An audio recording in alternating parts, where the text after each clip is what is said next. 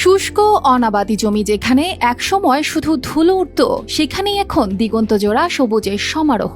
মিষ্টি কুমড়া, ভুট্টা, বাদাম, সরিষা, সূর্যমুখী থেকে শুরু করে পেঁয়াজ, রসুন, নানা জাতের সবজিতে ভরে গেছে নেত্রকোনার মদন উপজেলার পতিত জমিগুলো। আর এই কৃষি বিপ্লবের সুবাদে কৃষকের মুখে ফুটেছে সোনালি হাসি।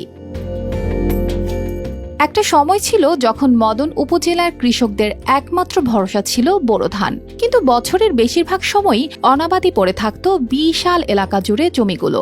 তবে গত কয়েক বছরে দৃশ্যপট বদলেছে। আজ সেই জমিগুলো পরিণত হয়েছে সবুজ শস্য ভাণ্ডারে। এখানে আমরা যে মাঠটাতে দাঁড়িয়েছি এটা আসলে সূর্যমুখী চাষ হয়েছে। গত বছর আপনার এই মাঠটাতেই 1 বিঘা জমি চাষ হয়েছিল। এই বছর আমি একটু ব্যাপক পরিসরে করার চেষ্টা করেছি। এখানে প্রায় 1 একর জমিতে চাষ করা হয়েছে। এটা অনাবাদি একটা জমি, এখানে এটা সবসময় পতিত থাকতো। সানবিট সব দিবে সামাল। সানবিট ম্যাজিক প্রেস ডিশওয়াশিং এর মাথা ঘোরানো সলিউশন। এবছর উপজেলার প্রায় 450 হেক্টর পতিত জমিতে চাষ হয়েছে মিষ্টি কুমড়া, আলু, বাদাম, পেঁয়াজ, রসুন, সূর্যমুখী, গম ও ভুট্টা সহ নানা জাতের সবজি। আর এর বাজার মূল্য প্রায় 10 কোটি টাকা। আমি গত বছরে গিয়া 2.5 কাঠা জমিতে গিয়া করছিলাম সূর্যমুখী বাগান। মোটামুটি লাভবান হয়েছি।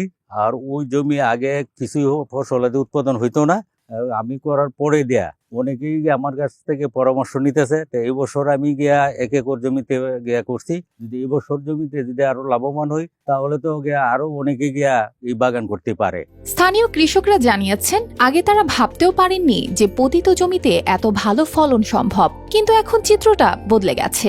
বাজারের পাইকাররাও ইতোমধ্যে নজর রেখেছে এই সবজির ওপর। দেশের নানা প্রান্ত থেকে পাইকাররা ছুটে আসছেন মদনে। এখানকার সবজি পৌঁছে যাচ্ছে রাজধানী ঢাকা, রাজশাহী, বরিশাল সহ বিভিন্ন বড় বাজারে। পতিত জমি থেকে আমরা মিষ্টি কুমড়া চাষ করেছি। আমাদের এলাকার ব্যাপারী, বাইরের ব্যাপারী আপনার মাল কিনে নেয়।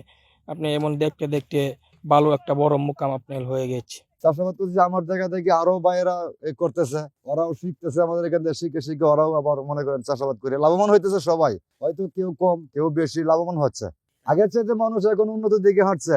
এগুলো পরাপতির জমি এখন পরাপতি থাকে না, এগুলো এখন চাষাবাদ শুরু হয়ে গেছে, আর কোনো অসুবিধা নেই। উপজেলা কৃষি সম্প্রসারণ কর্মকর্তার মতে, শুধু কৃষকদের নিরলস পরিশ্রমই নয়, কৃষি বিভাগের সার্বক্ষণিক পরামর্শ, আধুনিক চাষাবাদের পদ্ধতি ও সঠিক সময়ে বীজ ও সার সরবরাহ নিশ্চিত করার ফলে এমন বাম্পার ফলন সম্ভব হয়েছে।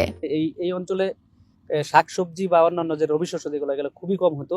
আমাদের হচ্ছে যে কৃষি ডিপার্টমেন্ট পাশাপাশি হচ্ছে যে কৃষকদের যে আগ্রহ, এর ফলে কিন্তু এর চিত্রটা সম্পূর্ণই বদলে গেছে।